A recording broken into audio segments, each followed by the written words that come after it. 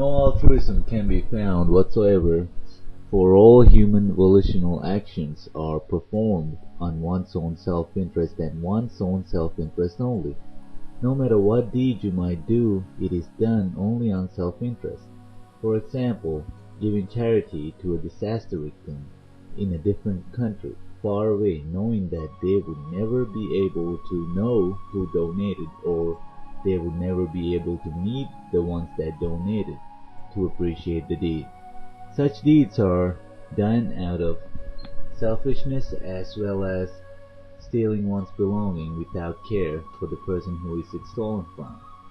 For the reason that charity donor expected good feelings, good deeds, or self-image as a good person, such deeds satisfy such people.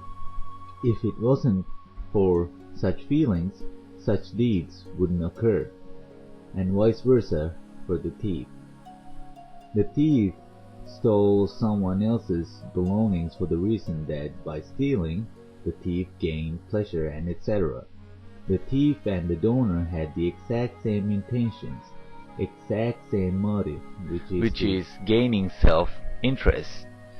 Even though it was done differently, if you really thought about it, it is the same. So there is no good and evil whatsoever, and that is just an example of psychological egoism, and selfishness might be in it. Anatta. As long as one accepts him or herself as an individual separate from the rest, the psychological egoism may arise. Therefore, a Buddhist explanation might be necessary. From the book What Buddha Taught by Venerable Valpalarahula.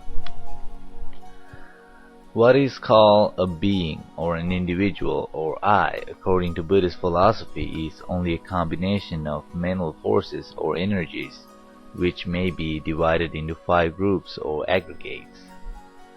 Buddha says 5 groups of attachment are dukkha. First, the aggregate of matter. Second, the aggregate of sensation. Third, the aggregate of perception. Fourth, the aggregate of mental formation. Fifth, the aggregate of consciousness, and that's about it. What we call I or an individual is just a convenient name given to these 5 groups. But the Buddha said 5 aggregates of living is not self. They are all impermanent and constantly changing. They are not the same for 2 consecutive moments. There is no unchanging substance behind them that can be called a permanent self, a soul, or nothing in reality that can be called I. When these aggregates, which are interdependent and working together as a physio-psychological machine, we get the idea of I or an individual. Feeling of I is but a false idea. Mere suffering exists, but no sufferer is found. The deeds are, but no doer is found. There is no unmoving mover behind the movement. The movement itself is the mover. There is no thinker behind the thought. The thought itself is the thinker. If you remove the thought, there is no thinker to be found. It's just that you've been carrying this idea of self by memory. The idea of self is a product of what a being's senses have collected, that is in a continuous flux. What he has seen, heard, smelled, tasted, and touched, or felt. For example, you are not the same person 5 years ago, nor would you be the same person 5 years from now. What I am, what I was, what I will be are different individuals.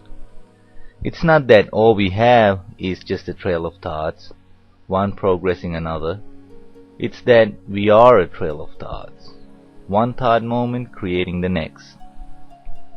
Also, according to Buddhist philosophy, mind is accepted as a sense faculty, like the eye or the ear, and that could be developed like the eye or the ear. It is wrong to hold an idea of self as well as to hold an idea of no self.